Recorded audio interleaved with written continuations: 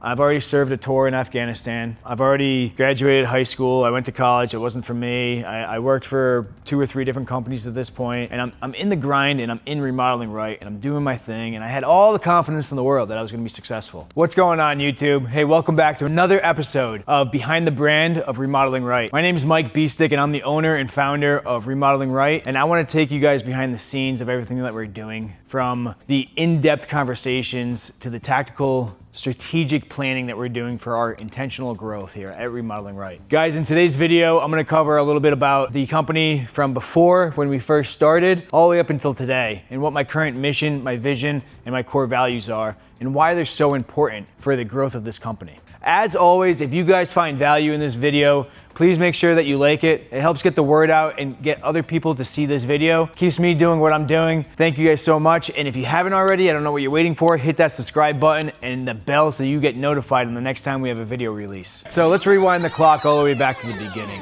You know, you just don't know what you don't know.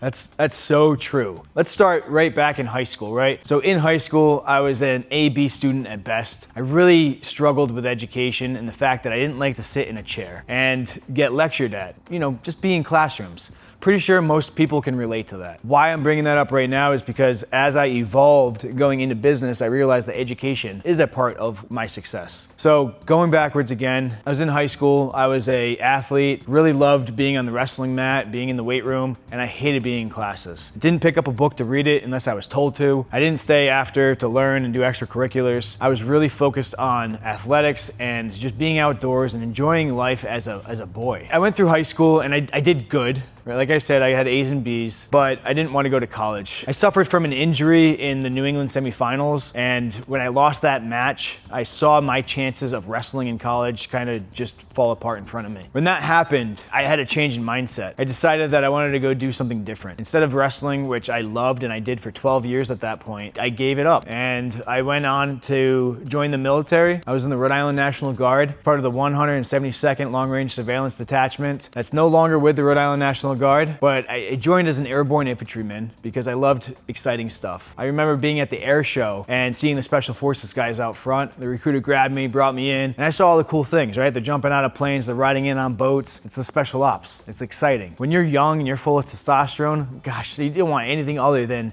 to fight for your country. So I joined the military. I joined at 17 years old, actually. Finished out my high school career, and I spent the summer working, and then I shipped off to basic training, AIT, and jump school. So when I got back from airborne school, I really didn't have much. I didn't have a job, so I had to go out and find one. And I found a local job painting for a guy that used to coach me back in the day. He was one of my wrestling coaches. He saw me growing up. We ran into each other in the military. And he hired me to work for his painting company. Well, he got me involved in some MMA fighting, which was down over by the URI campus. And from there, it just sparked my idea of, hey, why not use the GI Bill and try to go to college? So here I am at URI. I'm a self-commuting student, which means I didn't live on campus. I was working pretty much full-time at that point. I was going to school full-time. I was making some money, and I was trying my best to learn. But every time I was at the campus, I was stuck in a classroom getting lectured, right? Being in a big room, teachers out in front telling you what you need to learn. And I couldn't wrap my head around how I was supposed to pay attention and how to absorb the information. So I made the decision at, I think I was 20 years old, not to go forward with my college education. I didn't enroll a second semester, and I backed out and I started working full time. And that's really where my story begins, right? I'm starting it here because this is the beginning to where I'm at today. I jumped into business prematurely. So I worked for a couple people, the painter specifically, for a while, and then I opened up my own painting company. That didn't really pan out that well. I was charging 25 bucks an hour, I think it was, and I was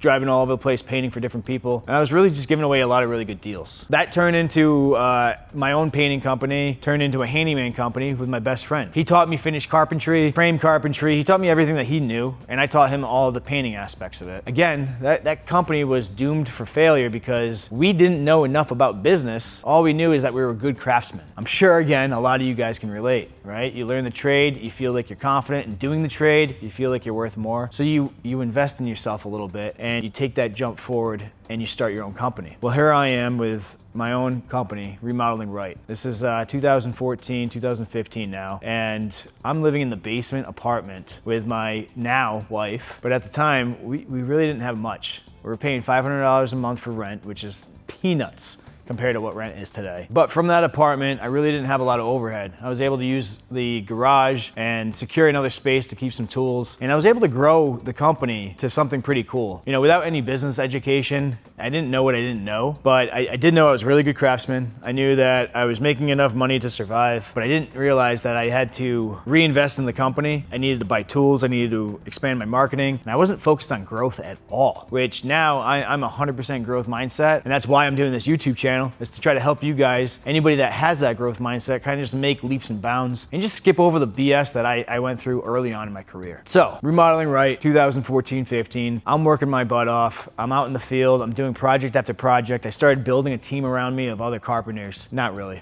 Honestly, I was able to get one guy that worked for me, and he was my family.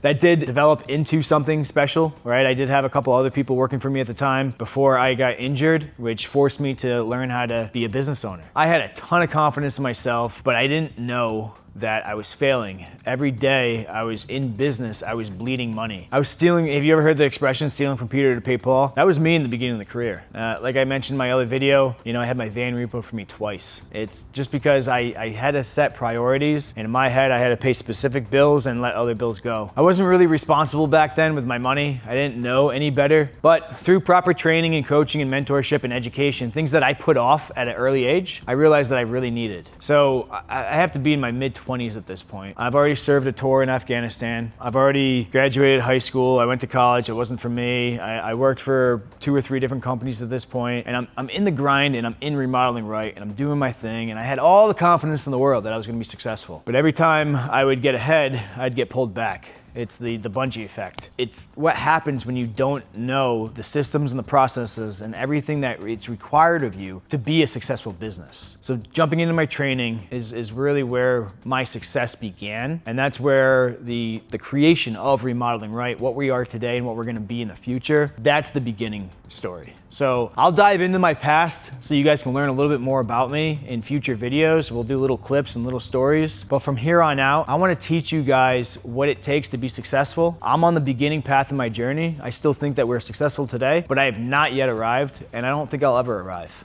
I think that's a good mindset to have so that you're always continuously trying to grow and trying to better yourself. Every single day, if you can't incrementally make yourself 1% better, I don't think you're doing it right. Now, I gotta say, I am super proud of everything that I've accomplished over the years. Everything from my wrestling career to my military career to even what we're doing today. Even the beginning of my company, right? Having the balls to really just go out on my own and start something. That takes a lot. An entrepreneur is not made, they are born, right? It's something inside you. You have to have that fire to want more. So if you want more, guys, if you want to just be better, you want to be the best version of yourself, make sure you hit that subscribe button, because I'm gonna teach you everything that you need to. And if I can't teach you, well, you're on YouTube. There's other people that can teach you as well. Hopefully one day we'll be collaborating with many, many other creators, and we'll be able to get you as much value and content as possible. So let's talk about Remodeling Right a little bit. My vision for my company has grown over the years. Today, I like to say that my vision for Remodeling Right is to become the most well-known and respected brand in the remodeling industry in New England. We're based in Rhode Island right now, but with my goal to expand into several states, I want to be the brand that is everybody knows as quality, everybody knows as respectful, everybody wants that type of service.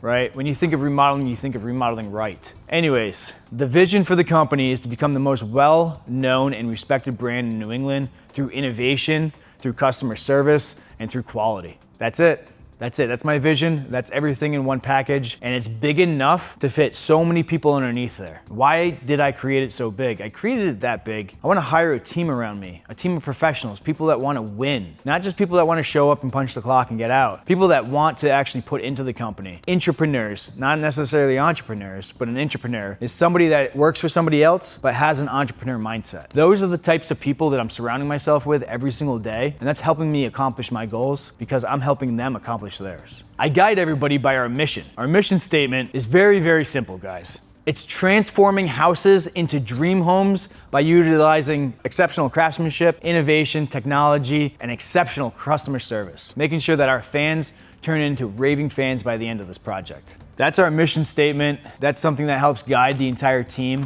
That's what drives us every single day. I try to remind my guys, everybody that works for me, every single day that we're here for our customers. If they're not happy at the end of the day, if they don't believe in us, if they don't trust us, we are nobody. We're just like every other contractor out there that gets the job done, punches the clock, takes the money and runs. Guys, we're here to do something excellent, something great. And the more I can relay that to my team, the more they're gonna show up and deliver for our customers. Our core values define who we are. So here at Remodeling Right, we created our core values to actually spell out the acronym remodel. We did that intentionally for some branding purposes, and it did kind of stick. I don't recommend trying to force it this way, but by luck, these values resonate very deeply with me. They are respect, excellence, mutual growth, open communication, drive, ethical, and leadership. Each one has its own meaning, and in future videos, we're gonna dive into them, and I'm gonna show you how we hire, how we fire, and how we live by each and every one of those core values. All right, so whether you're in the beginning or you're in that messy middle, guys, I want you to know that this path does not have to be as bumpy as it is right now. Guys, follow me along on this journey, and I'm gonna teach you all the tips and tricks that I can to help you accelerate your growth. I want you to know that everything that you're going through right now is developing you as a leader. It's teaching you how to be a stronger individual. Guys, this is what is forming you as the great business owner that you're meant to be. I believe in you, and I know you should start believing in yourself more. Goals will give you direction, core values will keep you grounded, and a clear vision will pull everything else forward. Remodeling Right is not just another remodeling company. We're a sign of growth. If I can do it, I know you can too. Guys, thanks for following along. If you watched this far, please drop a comment. Let me know that you enjoyed this video. I'm gonna be putting out more content. It's gonna get better and better as we go. So thank you for following along, and I'll see you on the next one.